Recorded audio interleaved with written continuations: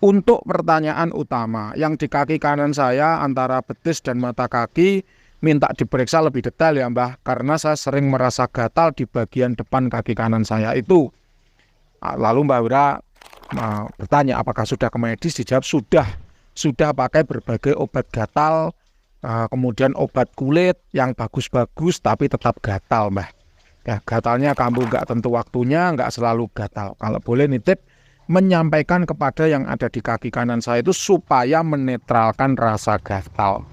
Ini yang di kaki Anda kalau Mbak Wira periksa tidak ada unsur magicnya, tidak ada unsur gaibnya. Jadi itu insya Allah kalau Mbak Wira ya, itu murni masalah medis. Loh Mbah, kalau masalah medis sudah bertahun-tahun ganti-ganti obat, ganti-ganti dokter, kok nggak kunjung sembuh? Ya jangan lupa bahwa yang menyembuhkan penyakit itu Tuhan, yang menyembuhkan penyakit itu Allah ya. Adapun kita berobat, pakai obat, pakai salep, pakai dokter, itu adalah ikhtiar. Ya berarti belum ketemu jodohnya. Dan itu wajar kalau menurut Mbak Wira ya. Ini sekaligus sebagai edukasi ya buat seluruh pendengar channel Mbak Wira bahwa ya walaupun kita udah pakai obat pun yang nggak sembuh banyak. Walaupun kita udah pakai dokter sekalipun yang nggak sembuh juga banyak. Dan itu wajar, kalau menurut Mbak Wira wajar. Bukan hal yang aneh, ya memang belum ketemu jodohnya. Karena obat itu pun juga jodoh-jodohan, dokter itu juga jodoh-jodohan. Sebagaimana supranatural itu juga jodoh-jodohan, ya juga jodoh-jodohan. Jadi kalau Mbak kenapa kok azimatnya saya pakai kok belum kelihatan hasilnya, ya kewajiban kita usaha, adapun hasil itu kuasa Tuhan, mutlak murni Tuhan yang menentukan. Lalu gimana Mbak kalau kita ingin usaha kita menuai hasil? Ya terus ditekuni, terus disabari, terus dilakukan. Karena begini Bapak Ibu ya, orang itu kalau sudah nanam ikhtiar, maka dia punya hak untuk panen hasil. Ya, Mbak ulangi, kalau orang itu udah nanam ikhtiar, dia berhak menerima hasil, berhak memanen hasilnya. Tapi kalau orang itu sama sekali tidak ada ikhtiar, tidak ada nanam ikhtiar, ya dia tidak akan menuai atau dia tidak akan memanen hasilnya. Ini logika sederhana. Jadi jangan menyerah. Kalau menurut Mbak Wira ini mutlak unsur medis ya, bukan unsur magic. Jadi ikhtiarnya ke arah medis, bukan ke arah magic. Tapi kok nggak sembuh-sembuh Mbah? Ya sabar. Ya penyakit itu asalnya dari Allah. Ya kita usahakan aja terus. Semoga nanti ada akhirnya, semoga ada endingnya. Kita berharap semoga. Lalu kalau memang sembuhan itu di tangan Allah, kenapa kok kita harus pakai obat? Karena obat itu mempercepat prosesnya. Orang kalau nggak pakai obat, ya gimana mau sembuh gitu loh ya. Jadi ya obat itu adalah ikhtiar supaya kita berhak menerima hasil yang namanya kesembuhan. Jelas ya?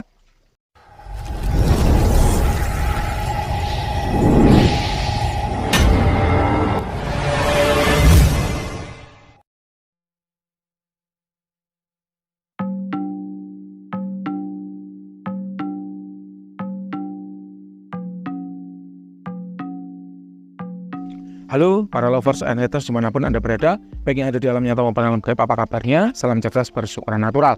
Berjumpa kembali dengan Mbak Wira, Guru Besar Padepokan Sengkelat, Rajanya Azimat. Hari ini, hari Jumat 12 April 2024 jam 8 pagi, kita sedang melayani klien nomor 8298. Beliau menerawangkan badan ya. Untuk terawangan badan akan kita bagi menjadi 4 bab. Yang pertama kita bahas energi dulu. Energi manusia, berdasarkan energinya, manusia itu dapat dikelompokkan menjadi 3. Yang pertama yaitu orang-orang yang energinya rendah. Siapa itu orang-orang yang energinya rendah? Yaitu orang-orang yang memiliki masalah baik medis maupun magic. Medis masuk ke sini. Namun medis-medis yang biasanya ya berkaitan dengan ajalnya udah dekat. Kalau itu gangguannya udah kronis, itu ngefek di energi. Namun kalau magic ya itu mau kecil mau besar biasanya langsung kelihatan di energinya, karena Mbak Wira melihat klien itu berdasarkan vibrasi energinya. Mbak Wira nggak pakai alat yang namanya scan, nggak pakai alat yang namanya USG, nggak pakai namanya X-ray, ya nggak pakai namanya MRI.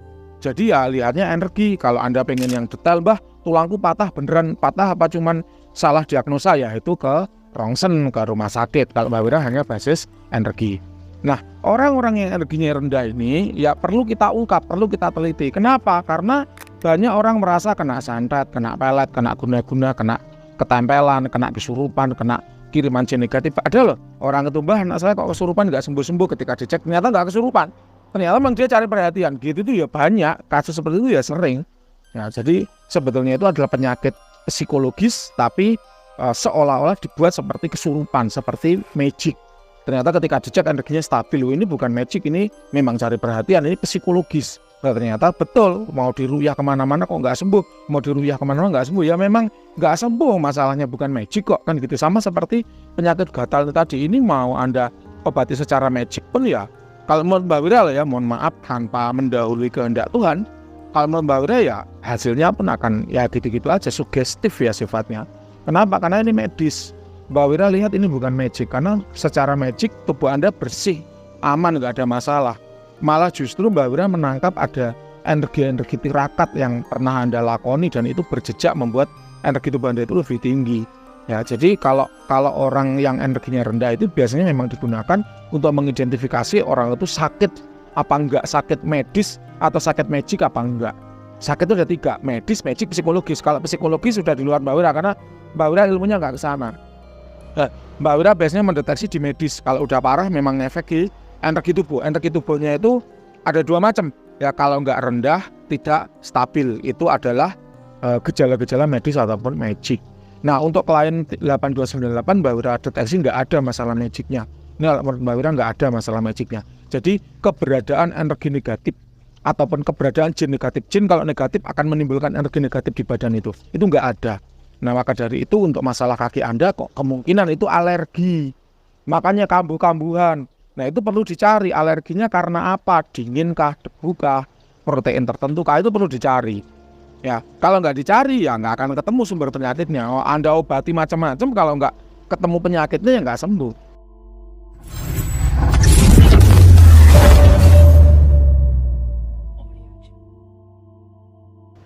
Dan itu sering, ya sebetulnya itu sering. Banyak orang yang nganggapnya, oh ini kanker, ini gangguan otak, gangguan saraf dan sebagainya. Diobati nggak ketemu, sarafnya nggak ketemu. Padahal masalahnya itu gara-gara kanker, gara-gara tumornya membesar, jepit saraf, akhirnya sarafnya bermasalah. Tapi ya banyak orang-orang yang seperti itu, dan itu sering ya pengalaman-pengalaman seperti itu Mbak Wira dengar. Ada orang yang kepalanya berdenging, ketika dicek telinganya sampai obati macam-macam nggak ngefek, ternyata masalahnya ada di hidung. Makanya ada THT, telinga, hidung, dan tenggorokan, karena itu satu kesatuan, satu kelompok, satu fokus gitu loh. Ternyata bukan di telinga, ternyata ada di hidungnya. Hidungnya di bagian atas itu sarafnya membengkak sehingga akhirnya menimbulkan celah. Ketika menimbulkan celah, ada udara lewat, bunyi. Nah, ternyata di situ. Jadi semacam itu sering Pak. Kalau memang belum menemukan dokter yang tepat, coba pindah dokter. Itu saran Mbak Wira. Karena ya gimana ya, ikhtiar itu harus terus dilakukan. Orang sakit itu ya wajibnya ikhtiar. Perkara sembuh apa enggak ya itu hak kita setelah kita ikhtiarnya kita tunaikan, gitu kalau menurut saya ya. Jadi energi tubuh Anda tidak rendah. Jadi insya Allah masalah magic dan medis nggak ada. Medisnya ya kalau masalah kulit coba ditemukan dulu ke rumah sakit, ya ke dokter. Karena Mbak Wira kan nggak pakai alat apa-apa mendetesnya, jadi ya nggak bisa seteliti rumah sakit gitu ya. Rumah sakit yang alatnya teliti aja kadang masih ada silap, masih ada nggak ketemu sumber penyakitnya, apalagi cuma Mbak Wira yang di Terawang gitu ya. Itu yang pertama. Yang kedua, orang-orang yang energinya biasa, Anda nggak masuk kategori ini Pak. Mbak Wira menemukan ada jejak energi tirakat, makanya energi Anda itu masuk kategori orang-orang yang tinggi. Nah, orang-orang yang energinya tinggi ini biasanya ada 2 Pak sebabnya. Yang pertama dia gemar tirakat, yang kedua dia punya kodam di dalam badannya. Mbak Wira rasa ini nggak begitu penting untuk Anda ya, karena fokus Anda kan masalah penyakit ya. Jadi kalau Mbak Wira magic itu tidak ada ya, insya Allah kalau magic tidak ada. Nah, Mbak Wira menemukan ada jejak energi tirakat ya di diri Anda, sehingga membuat energi Anda itu lebih tinggi. Jadi kalau Anda khawatir, saya kok khawatir kena guna-guna Mbak, sebetulnya enggak. Karena Mbak Wira menemukan energi Anda itu tinggi. Energi tubuh seseorang yang tinggi itu akan membuat pageran badan alami yang namanya aura itu tebal Pak. Kalau auranya tebal, maka otomatis pagerannya juga bagus. Orang yang pagerannya bagus, auranya tebal, itu susah disantet. Jadi kalau Anda merasa kaki kanan Anda itu karena magic, ya mohon maaf kok Mbak Wira kurang sependapat. Kenapa? Karena aura Anda tebal. Aura yang tebal muncul akibat tirakat yang pernah dilakoni, gitu loh ya. Jadi kalau disantet, dipelet, kena guna-guna, dikirimi guna-guna, ketempelan itu susah Pak Anda itu. Karena pageran Anda itu kuat gitu loh ya. Jadi ya kalau Mbak Wira aman, tubuh Anda ini nggak negatif tapi malah positif. Jadi cobalah dibawa ke ranah medis, bukan magic. Nah, kalau Mbak Ura skalakan dari 1 sampai 100, energi tubuh Anda itu kira-kira ada di level 82. Kalau rendah itu di bawah 60. Kalau tinggi itu di atas 80. Kalau sedang itu antara 60 sampai 80. Kalau Anda sekitar 82. Gitu ya. Ini untuk pengupasan, pembahasan masalah energi. Yang kedua, kita bicara aura. Aura seseorang itu mencerminkan bagaimana energi yang ada di tubuh seseorang. Untuk klien 8298, Mbak Wira lihat auranya biru. Aura orang baik, aura pengasihan yang kuat. Jadi Anda secara alami, ya secara bawah sadar, memang orang yang tidak gemar mencari musuh. Ya kemungkinan kalau terkena gangguan-gangguan seperti ini ya medis arahnya, mungkin pola makan yang kurang pas, mungkin air di lingkungan Anda yang kurang baik, ya sehingga kemudian menimbulkan alergi. Kalaupun ada orang yang nggak senang dengan Anda, jangan-jangan saya kena santet, Mbah.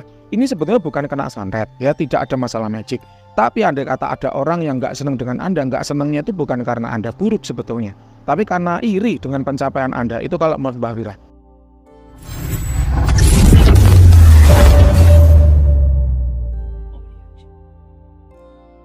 Jadi nggak senang dengan prestasi Anda, akhirnya dia menyerang. Tapi sebetulnya hari ini Jumat 12 April Mbak Wira tidak menemukan ada gangguan magic apapun di tubuh Anda, jadi aman ya. Kemudian yang ketiga, kita bicara titik-titik cakra yang terbuka di tubuh Anda. Mbak Wira merasakan 3 cakra dasar itu terbuka semua. Solar cakra, sex cakra, root cakra yang berhubungan dengan energi di tubuh.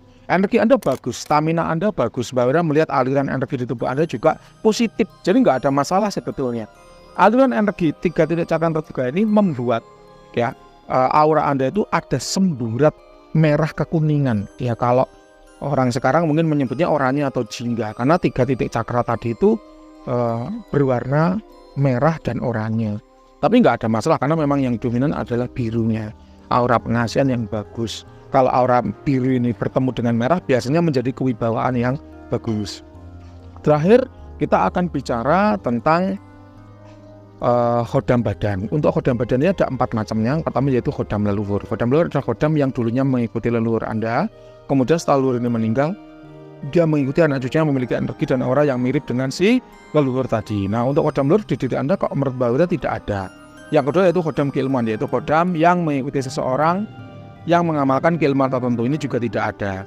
Lalu yang terakhir yaitu khodam pengisian, yaitu khodam yang sengaja disisikan ke badan untuk tujuan tertentu. Ini juga nggak ada. Yang terakhir yaitu khodam yang menjadi khodam Anda karena unsur suka atau cinta juga nggak ada. Jadi kalau Mbak Wira melihat secara garis besar tubuh Anda ini bersih ya dari gangguan magic, betul-betul bersih. Energi Anda yang positif. Jadi memang diri Anda adalah orang-orang yang positif, yang baik. Ya cobalah kita diskusikan lagi ya. Mbak Wira available untuk diskusi. Apabila Anda punya pertanyaan khusus, silakan boleh ditanyakan setelah Anda mendengar audio ini. Gitu ya. Silakan. Terima kasih. Demikian untuk hasil terawangannya. Semoga bermanfaat.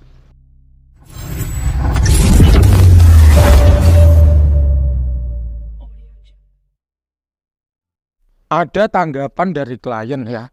Kalau boleh nanya dikit lagi Mbak, boleh, banyak juga nggak apa-apa, santai aja ya.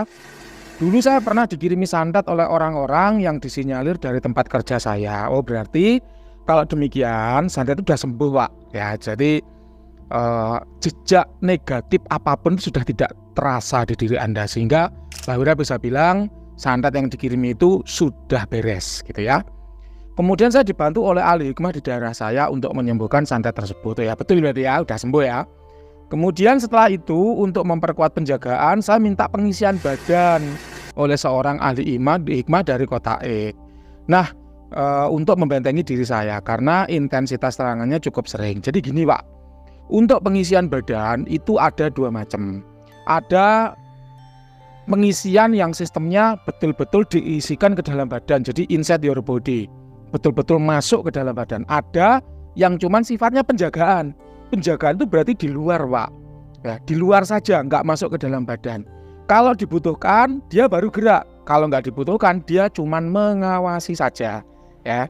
Jadi ada 2 macam. Sama seperti kalau rumah punya security, rumah punya satpam, itu kan satpamnya ada di dalam rumah ya tak?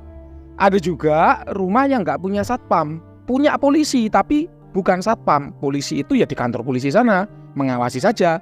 Kalau kemudian ada gerakan penjahat, ada separatis, ada kejadian kasus, baru polisi itu bergerak ke TKP. Nah sama kodam badan itu juga begitu. Ada yang diisikan ke dalam badan seperti security yang ada dalam rumah. Ada yang sifatnya hanya mengawasi saja di luar rumah, di luar badan, ya, di luar badan. Seperti polisi, kalau ada kasus, ada kejadian, ada gerakan, baru dia datang melindungi. Itu juga ada. Jadi bermacam-macam Pak tipe-tipe pengisian ini. Nah kemudian apa ini? Karena intensitas serangan cukup sering waktu itu. Oke. Seingat saya diberi isian untuk penjagaan diri dari santet untuk mahabbah dan kekebalan, ya. Nah, apakah jejak kodam yang pernah diisikan oleh ahli hikmah tersebut masih ada? Jawabannya, per Jumat 12 April 2024 jam 8 pagi tadi itu tidak ada, ya. Karena banyak hal, bisa jadi memang tidak diisikan ke dalam badan, tapi hanya sifatnya penjagaan di luar. Bisa jadi memang sudah habis masa perjanjiannya, karena kodam itu melindungi diri seorang itu ada masa perjanjiannya, mendampingi selama berapa lama. Itu nanti bergantung dengan upah yang diberikan oleh si praktisi kepada si kodam tersebut.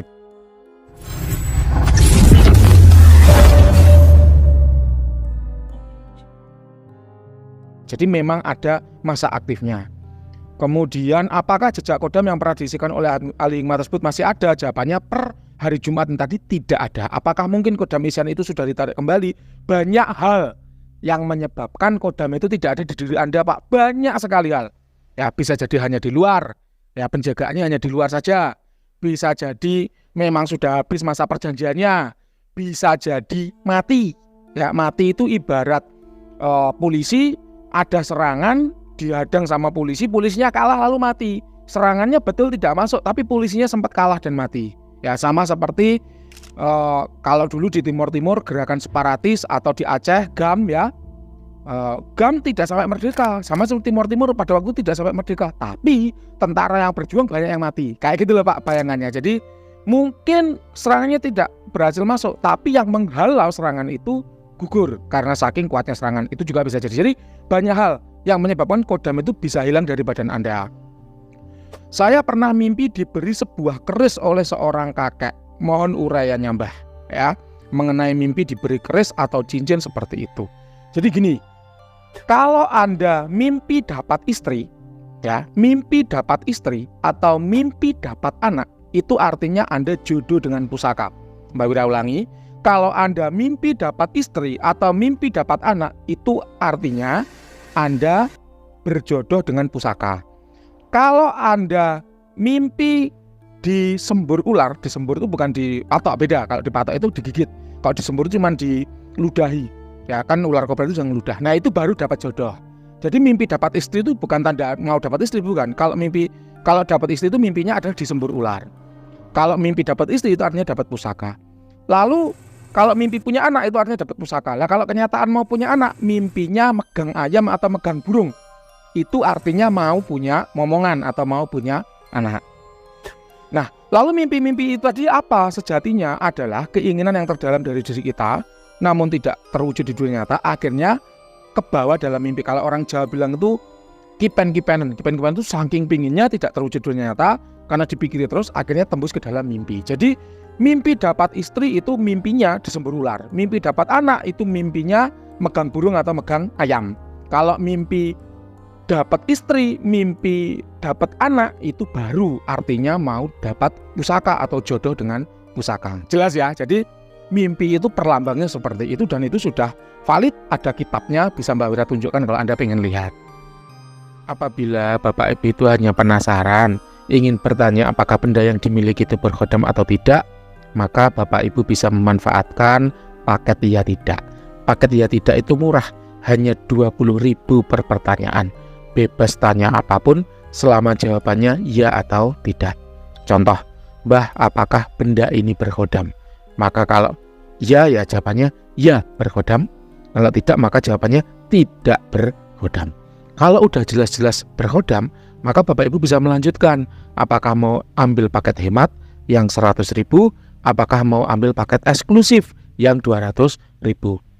Hal ini yang Mbah Wira keluarkan, program ini Mbah Wira keluarkan dalam rangka menjawab kegelisahan Bapak Ibu semua. Karena ada saja klien-klien itu yang gerundel, yang mengeluh ya ketika Mbah bayar mahal-mahal 200.000 ternyata bendanya kosong ya. Maka dari itu Mbah Wira keluarkan paket hemat, paket iya tidak gitu ya, dengan harga 20.000 saja. Jadi win-win solution. Anda sebagai orang yang punya asimat terbantu. Dengan cara apa? Nggak usah keluarkan 200.000, cukup keluarkan 20.000. Anda akan tahu apakah benda yang dimiliki berkodam atau tidak, sehingga bisa memutuskan apakah mau lanjut ke paket hemat, apakah mau lanjut ke paket eksklusif. Sedangkan bagi Mbah Wira sendiri juga nggak merasa direndahkan, nggak merasa diremehkan. Kenapa? Untuk menjawab sebuah benda itu berkodam atau tidak kan pengecekannya panjang. Sehingga kalau dibayar 20.000 ya sudah cukup lah, gitu ya. Karena apa? Karena parkir aja bayar 2.000, mobil itu parkirnya bayar 5.000. Masa Mbah Wira ngecek asimat itu gratisan gitu? Mbah ini ada kodamnya apa enggak Mbah? Kalau ada kodamnya saya mau transfer Mbah untuk terawat selanjutnya, ya nggak bisa. Bayar dulu baru kemudian Mbah Wira cek. Kenapa? Karena udah banyak ya orang-orang yang setelah dijawab, oh iya ini berkodam, kabur nggak lanjut ke paket berikutnya, atau oh iya ini kosong tidak berkodam, oh ya udah Mbah kalau kosong saya nggak jadi terawan gitu. Itu banyak, sehingga Mbah Wira mengeluarkan solusi win-win solution. Mbah Wira menang, Anda juga menang. Anda menang, Mbah Wira juga tidak kalah, gitu Bapak Ibu ya.